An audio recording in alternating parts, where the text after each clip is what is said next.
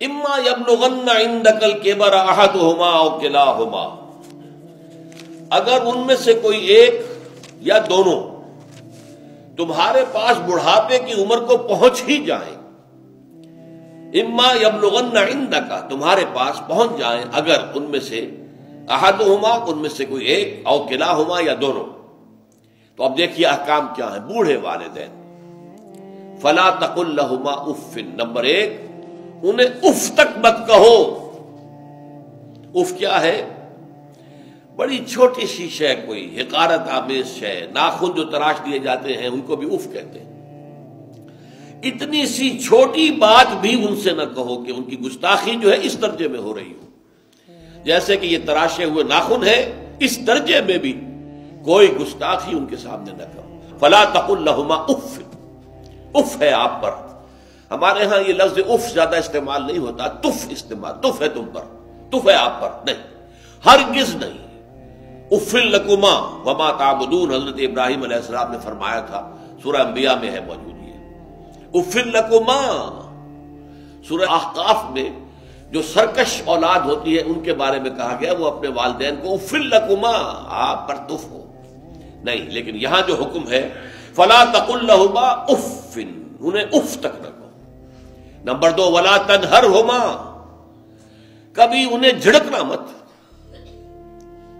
اما السائل فلا تنہر، سورۃ الضحیٰ جو ہے اس کی جو آخری آیت ہے، تو کسی کو جھڑک دینا، کسی سائل کو جھڑکنا نہیں ہے۔ اگر نہیں کوئی دے سکتے تو آپ شرافت کے ساتھ اسے معذرت کر لیں، بس اللہ اللہ خیر صلی اللہ بھی معاف کیجئے، بس جھڑکو مت۔ ولا تنہرہما۔ نمبر تین وَقُلْ لَهُمَا قَوْلًا كَرِيمًا، ان کے ساتھ گفتگو کرو بڑے ادب کے ساتھ، ان کا احترام ملحوظ رکھتے ہوئے بات کرو، لیکن یہ ہے کہ اس کے اندر احترام ملحوظ ہونا چاہیے، ادب ملحوظ رہنا چاہیے، ایسا نہ ہو کہ ان کے دل کو ٹھیس لگے۔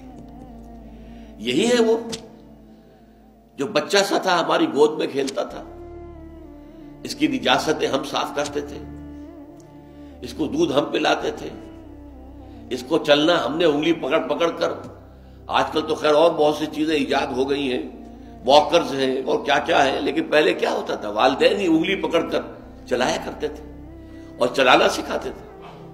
آج یہ سینہ تان کر بات کر رہا ہے ہم سے، آج یہ اس طریقے سے جو ہے گستاخانہ انداز اس نے ہمارے سامنے اختیار کیا ہے، وہ دل کو ٹھیس لگے گی۔ میں نے اس سے پہلے بھی ایک مرتبہ آپ کو بتایا تھا کہ صرف دو چیزیں ایسی ہیں جن کو محبت اور تعظیم کے انداز میں دیکھنا بھی عبادت ہے، محض دیکھنا اور کچھ نہیں کر رہا۔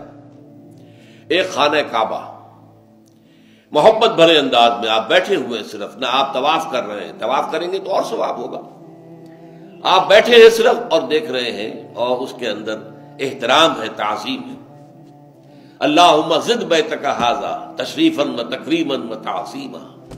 آج کل جو لوگ، اب تو خیر ٹھیک ہے بات سے آگے نکل گئی ہے، مینا میں پہنچ گئے ہوں گے لوگ، کل تو حج ہو جائے گا انشاءاللہ، لیکن جو حاجی بھی یہ دعا مسنون ہے کہ جب بھی وہ مسجد حرام کے اندر داخل ہوتا ہے اور پہلی مرتبہ نگاہ پڑتی ہے خانہ کعبہ پر، تو فوراً اللہم رب ھذہ البیت زد بیتک ھذا تشریفا و تکریما و تعظیما، اے اللہ اپنے اس گھر کو، اس کی عزت، اس کی تکریم، اس کی تعظیم، اس کے اندر اور اضافہ کرتا چلا جائے۔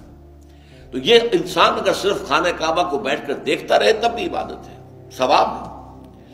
اور اسی طرح بوڑھے والدین کو محبت بھری نگاہ سے دیکھنا، یہ بھی موجب ثواب ہے کہ دل جو ہے ان کو کہیں کوئی آئینہ قلب جو ہے ان کے احساسات کو ٹھیس نہ پہنچے، اس کا لحاظ رکھنا۔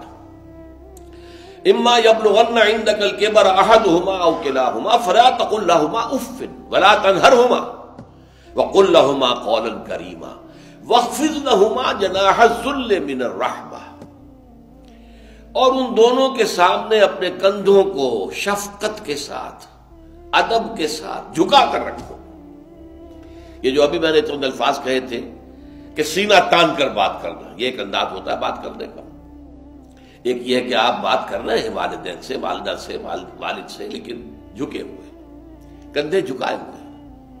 اب یہ بھی دو ہی باتیں ہیں یا والدین کے سامنے کندھے جھکانے ہیں، یا پھر حضور سے کہا گیا ہے اے نبی آپ اہل ایمان کے لیے وخفض جناحک للمؤمنین، یہ مومن جو ایمان لائے ہیں ہمارے نیک بندے ہم پر، چاہے وہ غریب ہے، فقیر ہے، چاہے وہ غلام ہے، مسکین ہے، آپ اپنے کندھے ان کے سامنے جھکائیے۔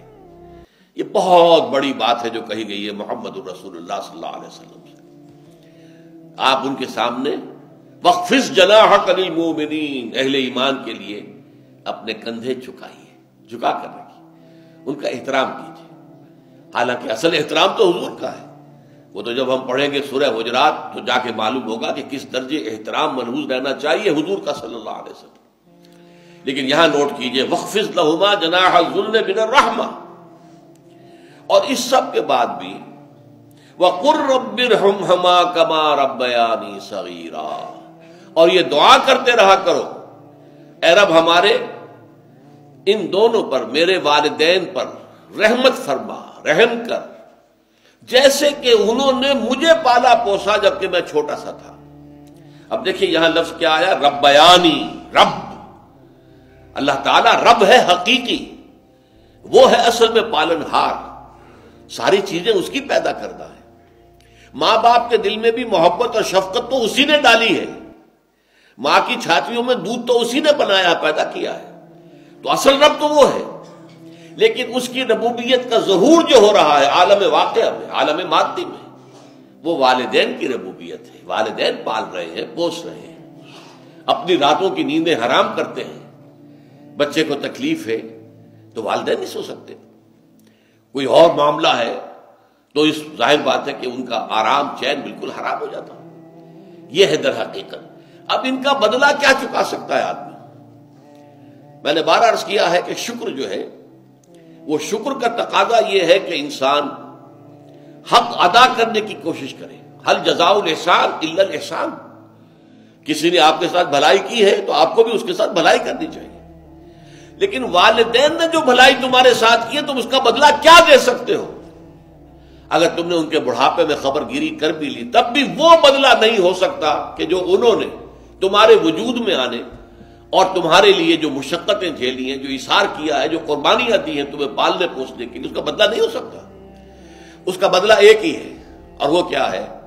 اللہ سے دعا کیا کرو وَقُلْ رَبِّ ارْحَمْهُمَا كَمَا رَبَّيَانِي صَغِيرًا، پروردگار ان دونوں پر رحم فرما، رحمت نازل فرما، ان کی مغفرت فرما، ان کے درجات بلند کر، ان کی غلطیوں سے درگزر فرما، ان کے گناہوں کو بخش دے، ان کی غلطیوں سے چشم پوشی اختیار فرما پروردگار۔ اور یہ در حقیقت میں تجھ سے درخواست کیوں کر رہا ہوں کہ مجھ پر ان کے احسان کا بہت بڑا بوجھ ہے، ان کے احسانات کا بدلہ میں نہیں چکا سکتا۔ وَقُلْ رَبِّ ارْحَمْهُمَا كَمَا رَبَّيَانِي صَغِيرًا، اور کہا کرو اے رب ہمارے، اے رب میرے ان والدین کے اوپر، بوڑھے والدین پر رحم فرما۔ اور ظاہر بات ہے کہ یہ سلسلہ جو ہے یہ صرف زندگی کا نہیں ہے، ان کے انتقال کے بعد بھی رب ارحمہما کما ربیانی صغیرا، رب اغفر لی ولوالدی وارحمہما کما ربیانی صغیرا، یہ آپ کی نمازوں کے ساتھ دعاؤں میں مستقل دعا ہو جانی چاہیے کہ اے پروردگار میری بھی بخشش فرما دے، مجھے بھی بخش دیجو، اور پھر میرے والدین کو بھی بخش دیجو، اور ان پر رحمت نازل کیجو جیسے کہ اس نے مجھے پالا پوسا تھا جبکہ میں چھوٹا سا تھا۔ وَقُلْ رَبِّ ارْحَمْهُمَا كَمَا رَبَّيَانِي صَغِيرًا۔ ابھی اس مضمون کا ایک اہم حصہ باقی ہے، اور وہ کیا ہے کہ والدین میں سے والدہ کا مقام جو ہے وہ 3 گنا زیادہ ہے۔ اس پر انشاءاللہ تعالی اب اگلی نشست میں گفتگو ہوگی۔ اقول قولی ھذا واستغفر اللہ لی ولکم ولسائر المسلمین والمسلمات۔